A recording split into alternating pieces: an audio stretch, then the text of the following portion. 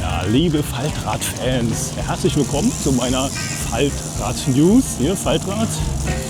Und zwar im wunderschönen Monat Mai. Und zwar hier am Brandenburger Tor. Hier fahre ich eine kleine Strecke jetzt für euch durch den Tiergarten. Das ist meine Arbeitsstrecke. Und es gibt für euch ja, so ein bisschen Faltrad-Zubehör. Also wenn ihr jetzt im Sommer unterwegs seid, Faltradtouren unternehmen, da habe ich ein bisschen was für euch. Und natürlich geht es auch ums Faltrad und Co., ein bisschen Velobike und so weiter. Lasst euch überraschen. Und ich würde sagen, so jetzt tue ich mich hier mal durchschlawinern. Viel Spaß!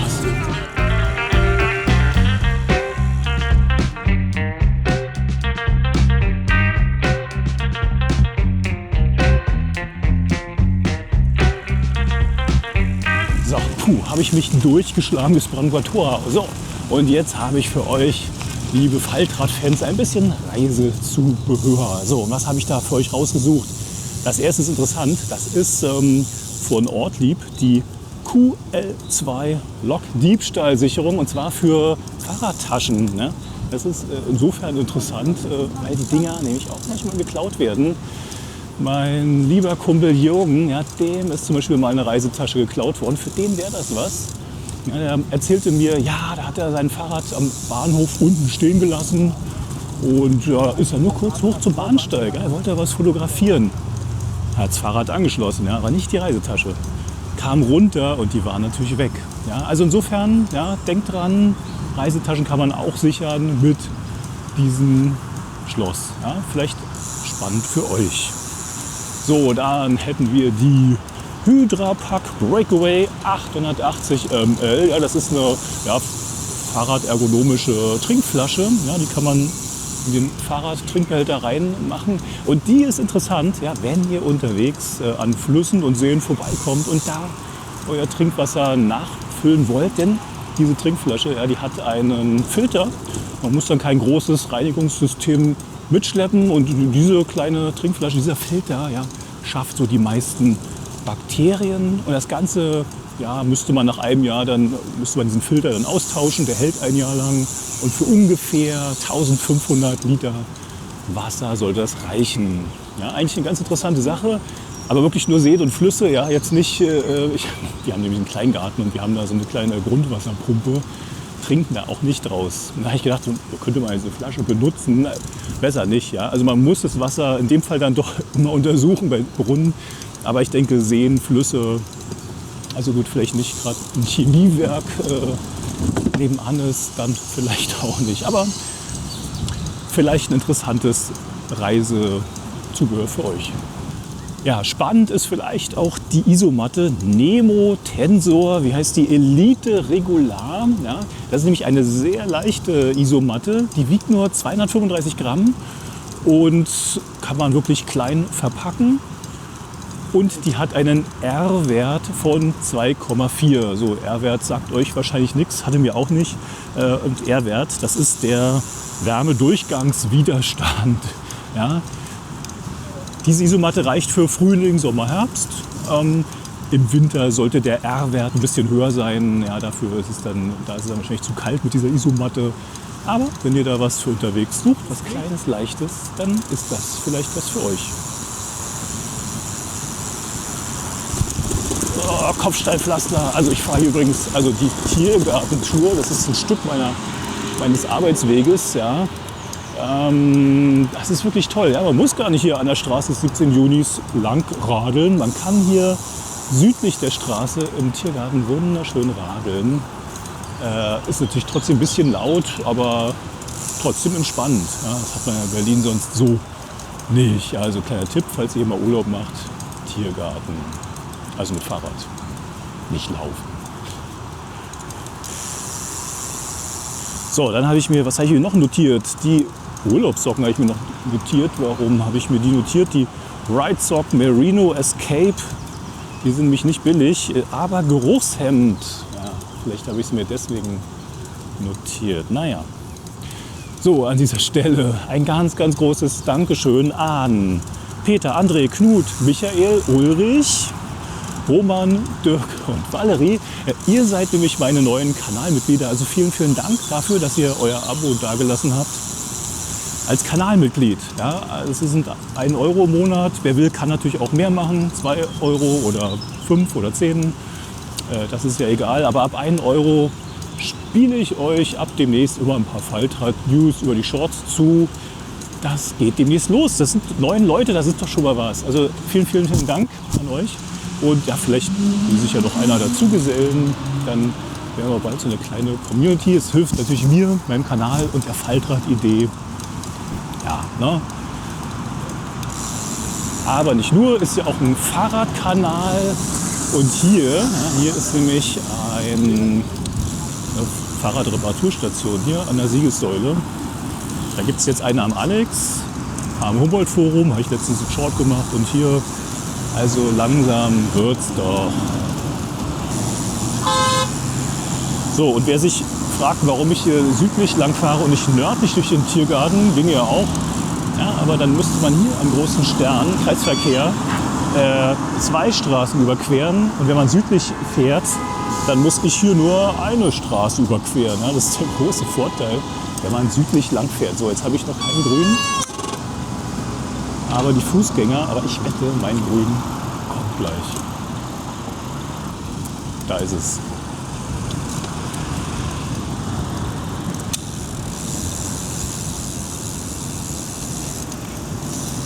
So, an dieser Stelle noch 2 Fahrrad-News für euch. Ja, die eine ist vom Oktober 2024 und vielleicht wisst ihr es. Ne? Es gab eine Veränderung in der StVO und zwar wurde es jetzt erleichtert, dass jetzt auch Kommunen und Städte entscheiden können über Fahrradwege. Also es ist jetzt ein bisschen leichter geworden. Jetzt muss ich hier links rüber. So, es ist ein bisschen leichter geworden jetzt gesetzlich Fahrradwege zu bauen, ja, oder beziehungsweise eine fahrradfreundliche Infrastruktur. Schauen wir mal, was da jetzt passiert in nächster Zeit, ob dann doch noch mehr und schneller Radwege hier und da aufploppen. Ich hoffe. Ne? Ich hoffe, und dann haben wir noch eine Nachricht, die ist nicht so freudig. Da geht es um Komoot. Diese Firma wurde verkauft an eine andere und ja, das ist erstmal nachteilig für viele Angestellte. Da gab es viele Entlassungen. Ja, ich glaube, es gibt auch schon irgendwo einen neuen Abo-Preis und das ist so ein bisschen ärgerlich. Bisher erstmal für uns Nutzer nicht so schlimm. Es ist erstmal alles wie gehabt. Aber vielleicht gibt es Veränderungen im Abo, dass irgendwelche Funktionen reduziert werden und man dann auf einen höheren Preis springen muss oder für die kostenlosen Versionen Funktionen wegfallen. Ja, das kann passieren. Man kann die Touren einfach sichern und ich empfehle dazu ein Video von Klaus fährt Rad. Also schöne Grüße Klaus. Der hat ein schönes Video aufgenommen zu dem Thema. Guckt es euch an. Ich habe es auch einfach unter dem Video für euch verlinkt. So, kennt ihr Bastille? Ja, nee, nicht die Band, sondern es gibt auch einen Faltradhersteller in Frankreich, Bastille. Und da habe ich zur letzten Eurobike euch mal das Falten gezeigt. Da gibt es noch nicht so viel Neues. Ja, es soll ja ein E-Bike kommen, aber das ist immer noch nicht angeteasert. Und aktuell gibt es dieses tolle Faltrad, zumindest in Frankreich, mit einer Dreigang, einer Stormy Archer Dreigangschaltung und der Nexus 7-Gang. Ja, und hoffen wir mal freudig, dass auch mal eine elektrische Version kommt, weil dann hätte ich nämlich Lust, das Ganze mal zu testen für euch. Velobike. Ja, jetzt kommen wir zu Velobike. Ja, ich habe ja letztens schon so ein bisschen angeteasert, demnächst größere Akku und es ist immer noch nicht offiziell. Ja, es ist vermutlich ist es so, dass der erstmal ausgeliefert wird bei der Titan-Variante, vielleicht andere Varianten noch nicht. Aber da würde ich abwarten, das müsste jetzt eigentlich demnächst passieren, dass statt 172 Wattstunden der Akku bei 194 Wattstunden liegen wird. Also da hoffen wir mal und drücken die Daumen, dass das offiziell wird. Und dann gibt es noch ein Gerücht. Ja, und zwar, es gibt das Gerücht des Range Extenders, was ich ziemlich spannend finde. Habe ich jetzt schon von mehreren Seiten gehört. Aber ich selber habe tatsächlich noch keine richtigen handfesten Infos oder Fakten. Und ich würde sagen, das ist ein Gerücht. Ja, vielleicht ist auch irgendwo was missverstanden worden. Weil, jetzt gucke ich noch mal kurz, es ist so, Es ist so, es gibt auf der CEOS-Webseite noch das Stamina Pack. Also ein großer Akku für größere Räder. Da gibt es auch noch einen Motor dazu und so weiter. Und da gibt es in dieser Konfiguration gibt's auch eine Möglichkeit eines Range Extenders. Das steht auf der Webseite. Und zwar ist das der ProPaga 200, also wahrscheinlich 200 Wattstunden. Und da könnte man denken, dass das ein Range Extender auch für den CEOS ist. Aber ich würde sagen, das ist ein Missverständnis. Oder deswegen, daher kommt wahrscheinlich auch dieses Gerücht für den Range Extender, für den CEOS, also für den hier. Also ich glaube es aktuell noch nicht, auch wenn hinten ein anderer Anschluss dran ist. Ja, es ist ja kein Schraubanschluss, es ist ja, glaube ich, immer noch ein Steckanschluss. Ob das so praktisch ist für einen Range Extender, na, ich weiß ja nicht. So, jetzt fahre ich mal rechts rüber, weil hier endet der Radweg. Ja, das ist für mich immer so, wenn jetzt irgendwie ein Stadtplaner zugucken sollte. Leute, es wäre cool, wenn der Radweg, den ich hier gefahren bin, hier weitergehen würde. An der Uni vorbei, ist aber nicht. Wenn ich hier weiterfahre, ja, dann komme ich über Fußwege weiter. Ja, müsste ich schieben. Also fahre ich jetzt einfach mal rüber und dann erzähle ich euch noch was zum Velobike.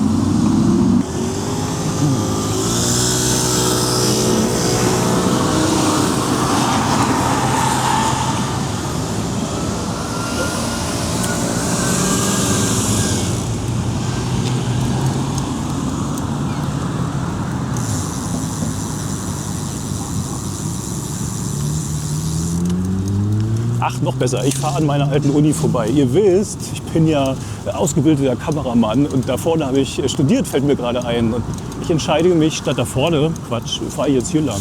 Vielleicht viel schöner. So, und dann geht es heute um das Velobike vom Rüdi aus der Schweiz. Also schöne Grüße und vielen Dank für deine Geschichte.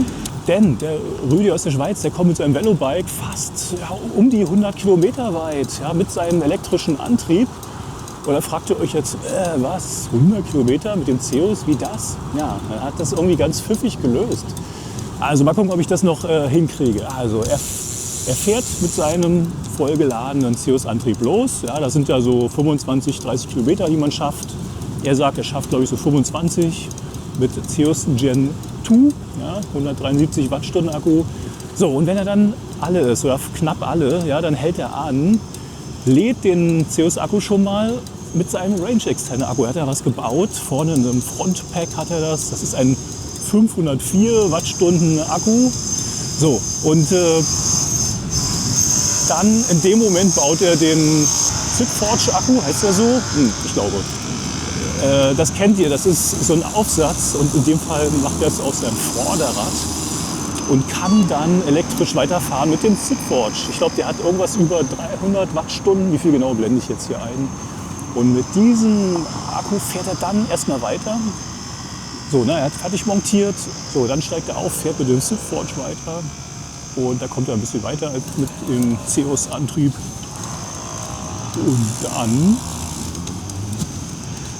Und lädt eben während dieser Fahrt den CEOS-Akku weiter. Das geht wohl. Ja? Man kann wohl während der Fahrt den Akku aufladen. Klar, der Akku funktioniert ja nicht als E-Motor oder der CEOS funktioniert nicht als E-Motor, aber er kann wohl geladen werden. Ach ja, Leute, so hier. Hier ist übrigens die SFOF, also das Gebäude. Hieß früher so, Staatliche Fachschule für Optik und Fototechnik. So, und da ist jetzt aber das Jazz-Institut drin. Und das könnte sich lohnen, ja, wenn ihr in Berlin seid. Guckt mal auf die Webseite, die machen nämlich tolle Abschlussveranstaltungen. Und da kann man ganz tolle Jazz-Aufführungen erleben. So, wenn dann der ZipForge am Ende ist, ja, dann stöpselt er nämlich um, lädt dann wieder den ZipForge, das reicht und der CEOS ist in der Zeit auch fast voll geworden. Ja, ihr wisst, es sind ja ungefähr 3 Stunden und da ist er, er hat irgendwas erzählt, mit 96% bei seiner Testfahrt. So, und, und dann kann er mit dem CEOS weiterfahren und dann kann er, glaube ich, noch einmal den ZipForge nutzen und damit kommt er dann ungefähr um die 100 Kilometer. Also sehr interessante Variante. Er kann natürlich auch, wenn er kein ZipForge nicht dabei hat, dann kann er mit seinem Akku, den er sich, glaube ich, auch selber irgendwie gebaut hat, kann er natürlich auch nur für den CEOS verwenden. Und er sagt, ja, dann muss er, glaube ich, kann er 3-mal den CEOS nachladen. Aber dann sind die Pausen natürlich auch ein bisschen länger. So, ungefähr so. Habe ich was Falsches gesagt oder so, dann könnt ihr vielleicht unter dem Video mit ihm dann nochmal drüber sprechen. Also eine sehr interessante Sache. Natürlich auch ein bisschen technisch. Kann auch nicht jeder, man muss da ein bisschen was basteln, aber ich wollte euch darüber berichten, weil ich finde es eigentlich ganz spannend, wie Leute da so diese Reichweiten, diese elektrischen Reichweiten verändern und verlängern. So, dann habe ich noch ein bisschen was zum Schawan-Bike aus der Slowakei. Ja, das einzige Faltrad, was es nur mit Riemenantrieb gibt. Und zwar der Riemen kommt in dem Fall von Continental. Und was neu ist, ja, da gibt es ja diese elektrische Variante mit Cirrusantrieb und Dreigangschaltung, ja, F-Neo Dreigangschaltung. Und als ich das Rad getestet habe, ja, da hatte ich das mit dieser Schaltung. Und ich hatte aber eine Klickschaltung. Das hat mir nicht so einen Spaß gemacht, weil man so ein bisschen so reindrücken musste. So, irgendwann mal mein Daumen, ja, der musste mal ein bisschen Krafttraining machen. Das hat er nicht mehr so geschafft. Es ging schon, ja, jetzt ich übertreibe, aber... Und das gibt es jetzt neuerdings mit Drehschalter. Ja? Diese F-Neo Dreigang mit Drehschalter, wenn ihr euch ein Schawan-Bike bestellt. So, oder ansonsten gibt es demnächst, ja, vielleicht auf der Eurobike was Neues von Schawan-Bike. Also da warten wir mal ab, was so kommt. So, liebe Leute, ja, vielen Dank fürs Zuschauen. Ja? Lust auf Kanalmitgliedschaft, ne? Denkt drüber nach. Die nächste News kommt so bald, vielleicht im Juni, vielleicht im Juli, irgendwie so. Ja, da kommt meine nächste Faltrad-News. Und in diesem Sinne, wo bin ich jetzt? Ja, irgendwo hier in Charlottenburg. Keine Ahnung. Vielen Dank fürs Zuschauen, liebe Zuschauer, liebe Faltrad-Fans. Tschüss, bis zum nächsten Video.